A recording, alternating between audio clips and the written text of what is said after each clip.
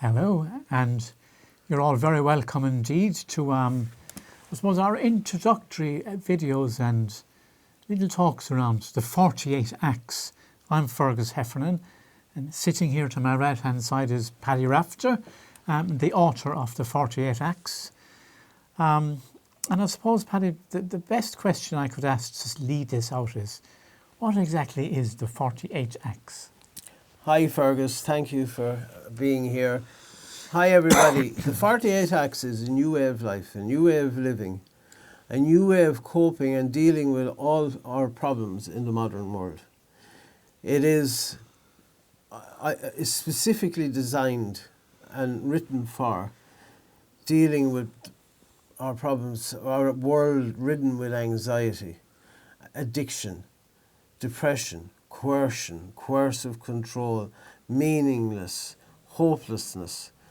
All those, and some of those are existential questions, and they're made worse by the modern world and mass media, social media, and so many people are living from crisis to crisis, from lurch to lurch, and we have to find a way, and this is the way to live, to prosper, to do well, to be happy, to regain truth and reality in the modern world. That's what the 48 Acts are.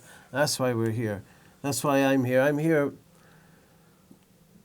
because I want other people to be able to follow this path and not to have walked the dark, dark roads that I had to discover this.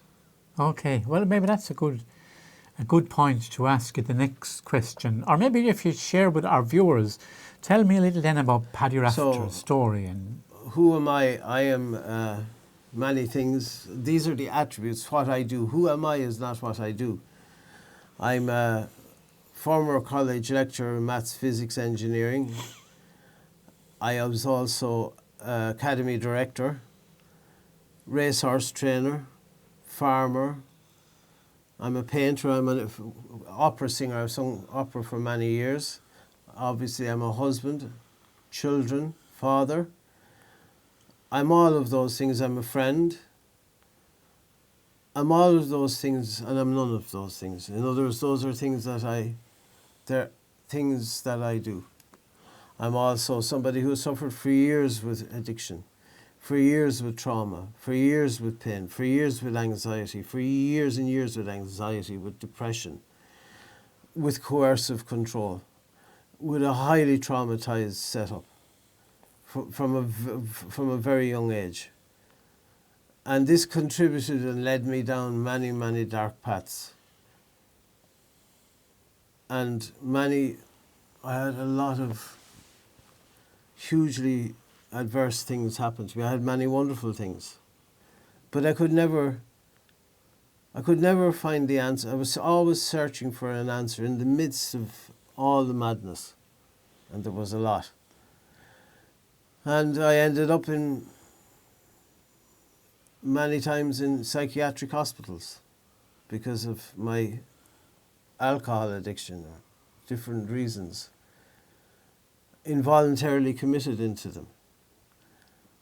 I've been locked up in cells in psychiatric hospitals. I've also sang on the great opera stages of the world.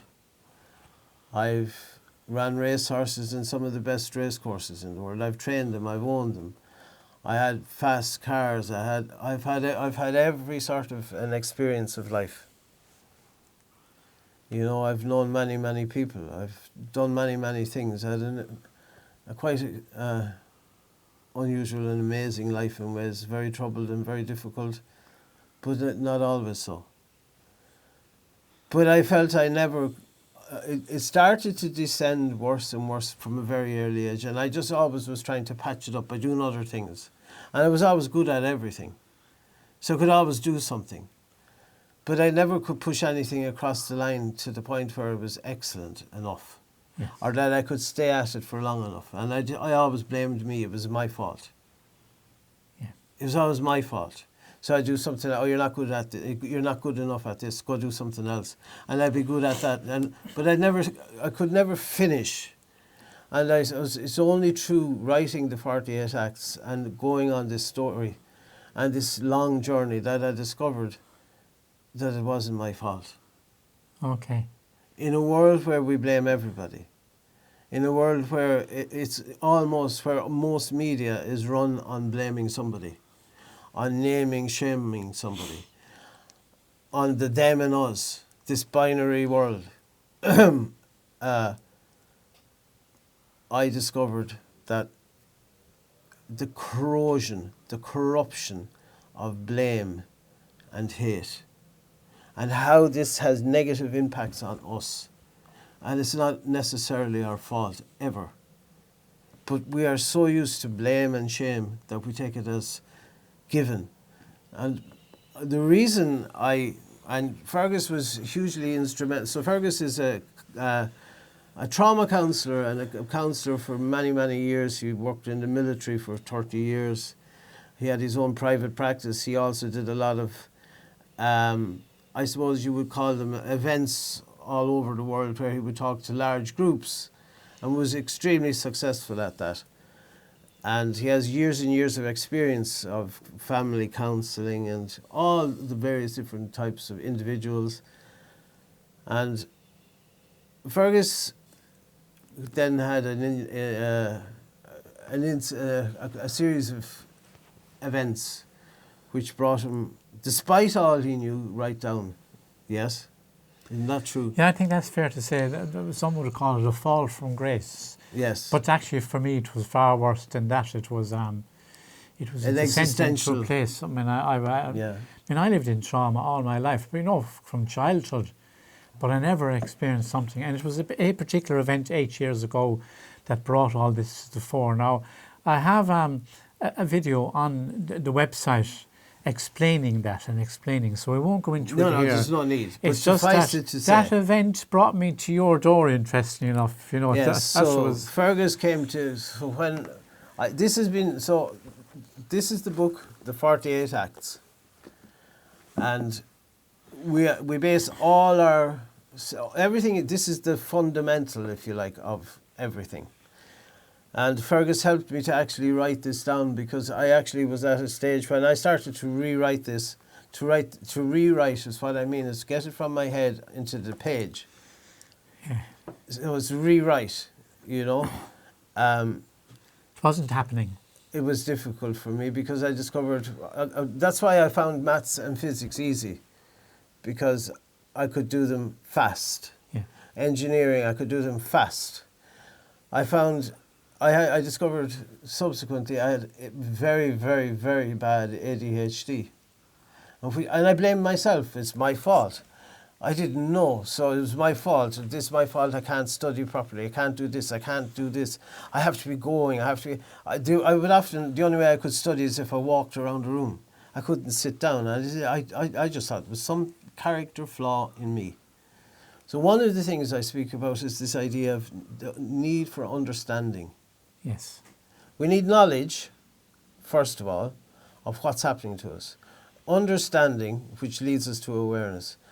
This program, I am certain, will change your life. Irrespective of who you are, whether you're religious, not religious, whether you're an atheist or a devout Christian, it doesn't matter what you are.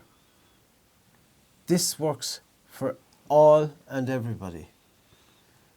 And it will make the supreme difference. That is the thing that we're missing in the world. How I know this is because it's no great kudos on me.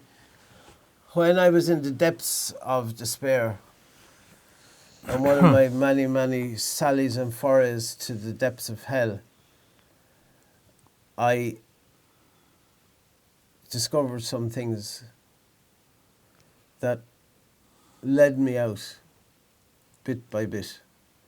And my whole reason for writing this and for this whole program and so we have many courses on and many videos, and you can see many of them free, and you can support if you can, whatever. My whole point in this is to try and help other people so that they don't have to descend to where I descended to over such a long period of time.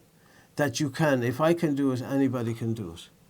That you can get back, that you can have a good life, that you can make the decisions you may not want to make, that you can do the things, that you can have impact, that you can change things by learning to change yourself. Mm. That you can take back your voice, that you can take back control of yourself, that you can get back your dignity, that you can lose the shame and the guilt that you have. And that this is not hyper praise like all this stuff that I listen to on these people keep showing me all these motivational speakers. It's not like that at all. This is not about motivation. This is about living. This is about reality. Yes. This is not you're going to feel great today and tomorrow it's the same thing again. This works. This works for your life. And you are a testament to that. So Fergus would be the first person, if you like, who undertook the actions in this and carried them out and saw their efficacy, yes? Yeah, and you spoke there for a second about understanding, and you mentioned in one of the words, it's the key to freedom. And it's fascinating for me because understanding worked at two levels. When I came along to hear you speaking that night at that meeting, and subsequently meeting you for hundreds of hours afterwards, and when we went about putting all this together, I was always quite taken from the get-go, and I wouldn't be saying this now to butter you up or anything, at your breadth of knowledge, and you could speak about any subject, no matter how complex it was, at the same level, which was phenomenal. You know, people normally I have an expertise in certain areas, but I never met anybody. But the piece that was missing for you that I actually brought, which is really interesting for me, was somebody to understand you. Yes. And with that understanding had to come patience and kindness, and which was what I had in abundance, the ability to do that, because that was my work. Yes. But in the middle of that, I had no understanding of me. I learned. That's true. And you brought that, so it's a bit like. Yes, I think and you'll see in other videos where I talk about my story in depth, there's a lot of very good reasons. Yes.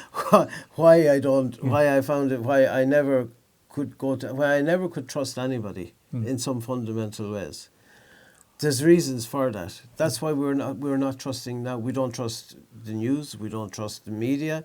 We don't trust government. We don't trust science. We don't trust nothing. And this comes from trauma. This comes from trauma.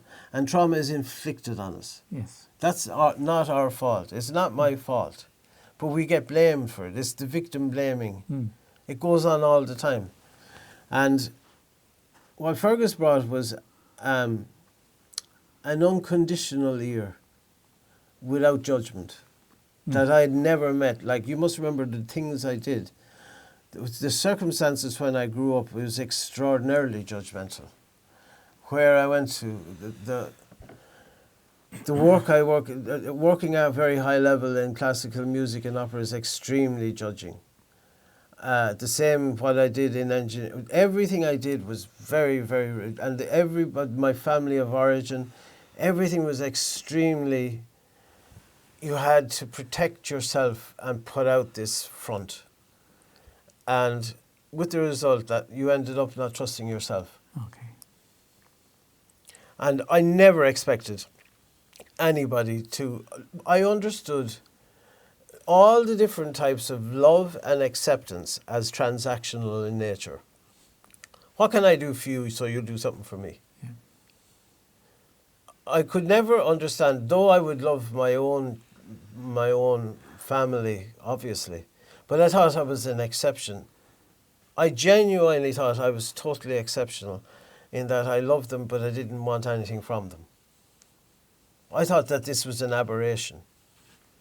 I didn't understand that, because my understanding of all forms of love and acceptance are transactional in nature, and I didn't understand that, why I thought that, why my perception was that, and how that led me off to maladaptive behaviours and maladaptive ways of being, addictions. Why? Because we speak about this in the book and on the website and wherever you want to listen to it. Because I was brought up on the drugs of approval and appreciation. On the drugs that and we all are in various ways, depending on our family setup. Whatever your family is, it doesn't matter, it's the same. When I'm good, I get approval.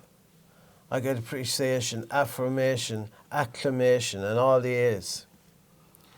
And when I do something that they don't like, then I'm frowned upon, I'm given out and worse. Yeah, I get hammered. I got beaten so many times. Like, it's not funny. So you learn to be addicted. I need to in order for me to survive, I need to do this for them. So that's transactional in nature. Now, my understanding of God when I was a child was this was a guy who was, if you were good, he was very, very good. He loved you. Great guy. If you did anything wrong, boom, you're in hell forever. So this guy didn't believe, and he was a big guy with a beard, like a Greek god, Zeus. But anyway, my understanding even of the transcendental nature of love, it's transactional in nature. So obviously I think like that. So what you brought was an ear that didn't want anything. And that's why listening to people is so important. Listening without judgment. And you were in the lucky, I suppose, position as well, that you had many years of qualifications so you could understand. You could understand to some degree where I was coming from. And that was so necessary because it allowed me then to express from my head onto a book and then subsequently into our videos and all the other things we've done without fear of failure, without constant fear of oppression, of castigation, of condemnation. So you see the C words. There's other words as well. And all these, because I've been condemned so much. And I allowed by my perception. So it's a really important thing that we understand that our perception of something is predicated upon our programming. Where does our programming come from? Our childhood. What happens in our childhood? Become addicted. Now, you say, well, sure, like Mary down the road, Jimmy down the road, whoever, but they had the same thing and they didn't affect them that way. So why are they not as bad as you? Why is he not as bad as you? Why is your brother or your sister, why are they not as bad as you? It's because my perception is different. So you see the camera from your angle, I see it from mine. We see the same camera, but we see different sides of the camera. The problems that are arising is when you are convinced that you are right, therefore if you are right, I must be wrong from my side. As opposed to the fact that we could both be right. And we only see part. You're actually right about that in the first number of acts, the whole way through the acts. The idea of learning a way of thinking based on duality or binary thinking. In other words, it was either yes or no, yes, right or wrong. Yes. Rather than... And we have to jettison that idea of binary thinking. Because that just meant if I'm right, you're wrong. So straight away from the get-go, it's... Yes. Yeah. So we have to understand that there's another way of thinking, which is neither yes nor no. Yeah. That it's non-binary. And I've worked a lot all my life in theoretical physics. And I bring the same thinking into that. And I can see, even at the most fundamental level of physics, and so many people find this impossible to grasp. This non-binary, it's not possible. How could this be possible? That two things can be the same at one time. And you can show it to them and they still won't believe it. Because their preconceptions, their concepts, their programming is so strong that they cannot believe that something can be two different things. Like, it's impossible. And I've know famous people. Albert Einstein could not get his head around the idea that the duality, that something could be two different things, a wave and a particle at the same time. I'm not going to get into science, but we have to move this along further and widen it out, and we have to understand that you may think you're right, I may think I'm right, but neither of us are really right, because unless we see every angle of that camera from every side, inside and out, we don't know the camera. Yeah. We see our view of it. Which is a good lead into the next question I have for you. And you're so right, I must have been way ahead of my time, Paddy. Now, maybe I was behind in some ways, but I mean, I worked with families years and years ago, and I always worked in the parenting end of it, that how important it was when working with children from very early on not to introduce them to a concept of right or wrong. That as early as you can, make it about understanding that there are consequences for the decisions you make. So the earlier they're able to step back, okay, if I do this, I have to think about it now. But we never did that. That was the problem. No, because Now- we gave them a patriarchal, rigorous law, hierarchical structure where we take away the thinking. Now we're going back to this way of behaviour again, where people cannot think for themselves. Yeah. You've been told what to Yeah. think. And if I'm right, you're wrong. That's Yes. very... Obviously, if I'm right, Yeah. you're wrong. Yes. But that's fundamentally a wrong statement. Now, doesn't that then make great sense of why you come up with 48 acts, Yes. but they're broken into three groups of 3 16. groups of 16. The 16 axioms. Tell us The again 16, what the axioms 16 axioms are the 16 truths, or the 16 self-evident truths. are. Yeah. And we explain each one of those, as a chapter on each one of them.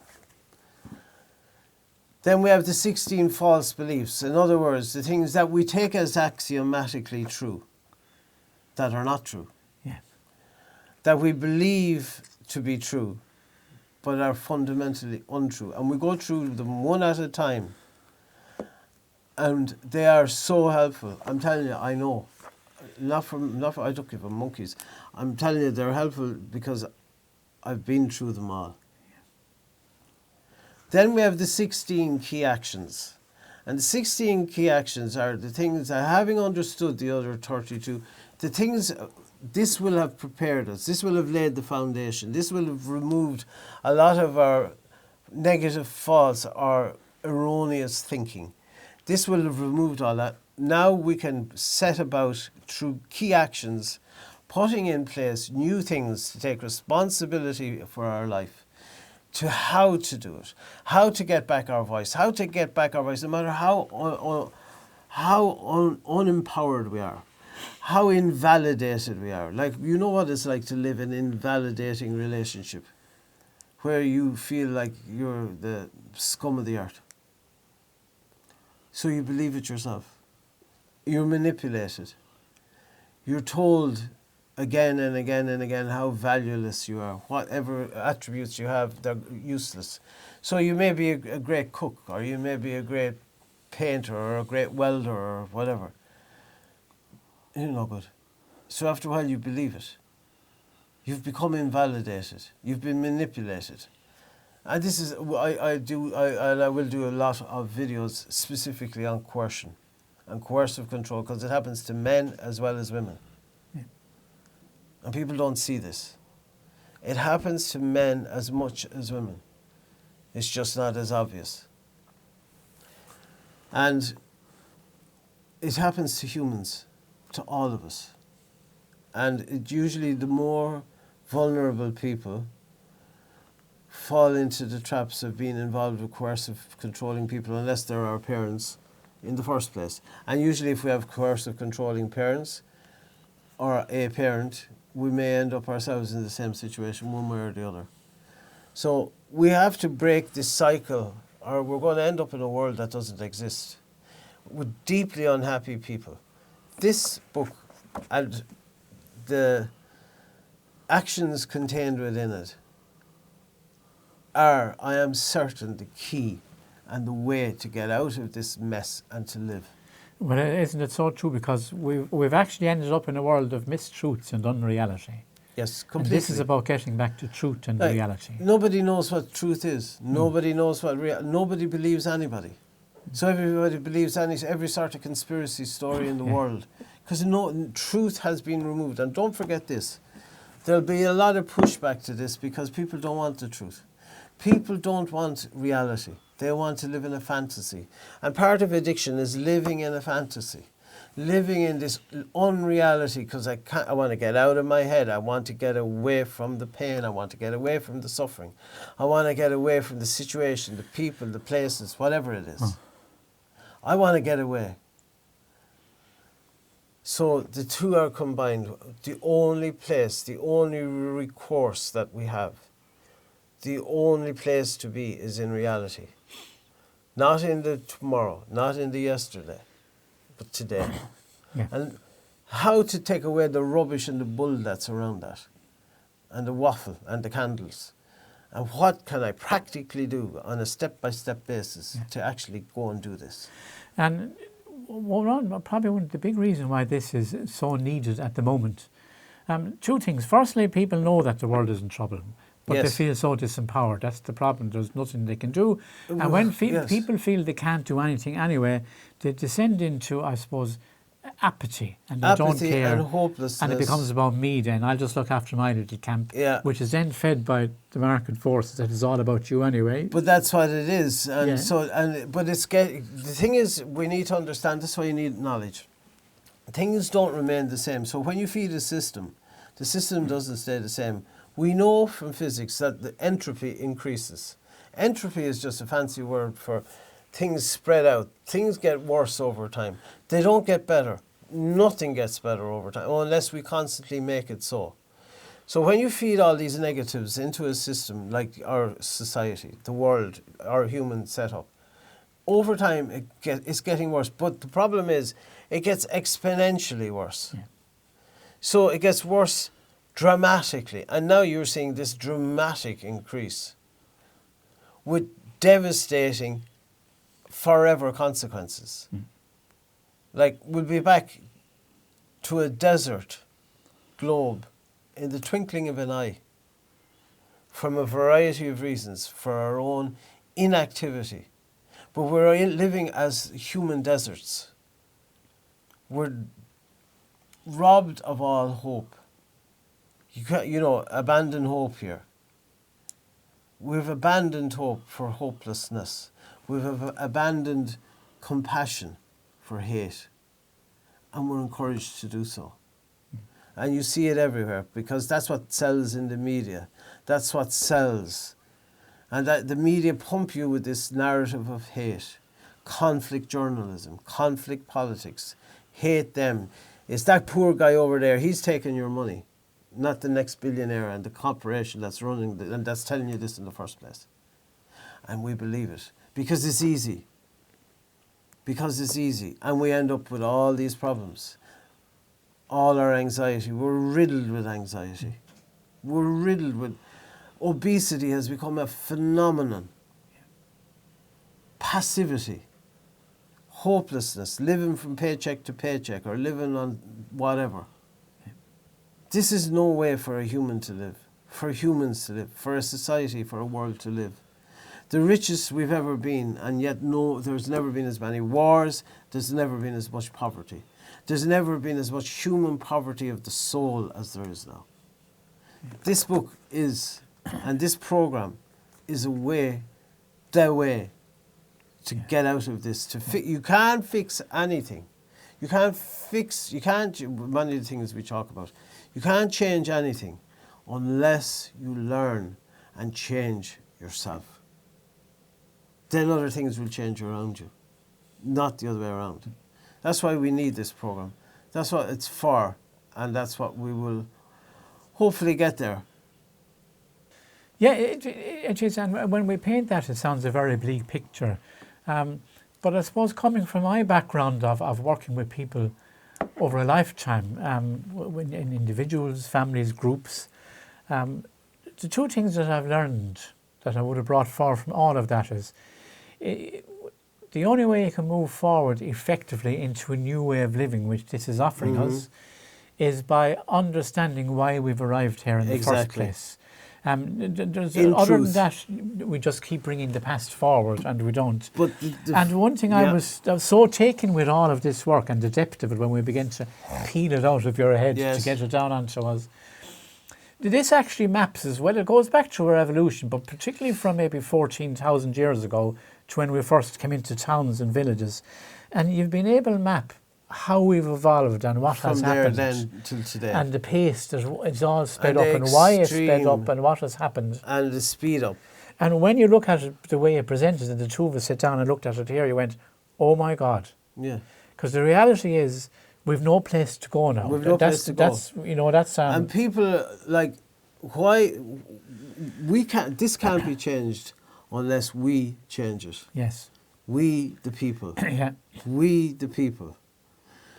Never have we been as much as many. Never have we been as disempowered. Yes. The only way we can change it is to understand what's going on through knowledge, to change ourselves, and then consequently we can change around. Yeah. But also, like, this is a program on two sides. It's balanced. It's about you, the individual, how you can change, how you can be the things you really want to be. Yeah. You can achieve all the things you want to for all the right reasons. For all the right reasons. Not because you need them to be, you're addicted to them, but for the right reasons. That you can accept the things you have to accept. How to do it, how to live, how to be. But you can also then say, okay, because it explains it in this very clearly, how can I help somebody else?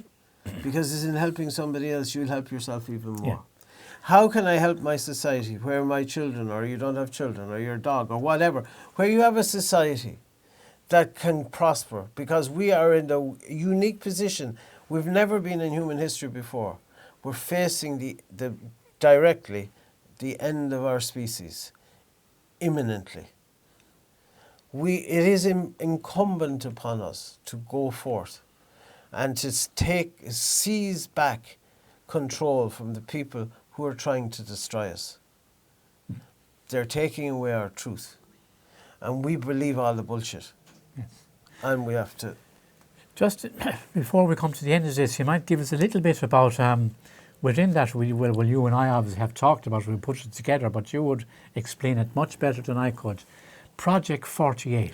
Right, so Project 48 is, before Project 48, I just mentioned, Fergus wrote a book called The Layman's Guide to the 48 Acts. And basically it's his experience of the 48 Acts, his working of it, and he's the first person who's actually worked it in a real way. And his experience, and in a colloquial way, he writes down how and what he did, and it's really, really helpful. I would urge you to read it, in that it gives a kind of a one man's or one person's experience of what actually happens and what it meant to him, and I think it's actually really helpful. Project 48 is, again, something I conceived around the idea of the 48 Acts. In other words, the microcosmic is us, on a human level, one of us. We're the microcosm. Me, you, you. The macrocosmic is us as a city, as a community, as a society, as a country, but fundamentally as a world. Project 48 is fundamentally the idea of trying to get the ideas contained within the 48 Acts out to as many people in the world as we possibly can, by whatever conceivable means that we can. So, for example, we set up an international institute, the International Institute for the Advancement of Human Understanding, where this will be a place of discussion, of dissemination of ideas, of promulgation of ideas, of looking to see how can we affect change by changing ourselves. And in a holistic way, bringing people of various different persuasions. What can you say? And we will listen, that we may learn something. Not that we will be dismissed and say, you're no good, but that we will listen. Yeah? We also have, so in the idea that it's trying to promote it in every way, so I have an art exhibition of 48 paintings, which I hope to get on in London, Paris, Milan, New York, and wherever. So that, because many times we understand something not by listening, but by seeing. And experiencing. And experiencing. We understand it in a visceral way. Not cognitively, but in an experiential, visual way. The same with music. So it's a wide variety of things, like the old cartwheel, where you had the hub. And the hub is the 48 acts. Project 48 is the rim of the wheel. And all the different spokes of the wheel are all the different things that holds the two together, so that we can promote this idea. Yeah. That's it. I think that's actually, I didn't think of it that way before, but I'm just disappointed I didn't think up that's actually a good one. And I urge you to, like, if you can, please read the book, look at the website, engage, form a community, because another thing we need, fundamental to this Project 48 and the 48 Acts, is forming a community that we can integrate, that we can talk, that we can make life better for ourselves, because it explains here quite clearly why it is a good idea, why you need to understand these things. So please engage with it. I really am convinced, I'm certain, that this will help you more than anything that you will ever come across. Yeah. You know, and I'm sure of that. And like, once again, I thank Fergus for his help and assistance in collating it together. And get on the website, do the courses, do whatever you have to do, spread the word, social media, wherever. But most of all, you owe it to yourself. You don't have to live with shame, with guilt, with fear, with anxiety, with pain, with trauma. Those are all things that happen to us, but they are not life sentences. You can have a wonderful life. And I really mean that. This will show you how to do so. Thank you. Thank you very much, Paddy. Thank you, Fergus. Thank you indeed for watching us, and keep tuned. There'll be plenty of videos popping up all over the place, as well as the courses, and spread the word. Thank you. Thank you.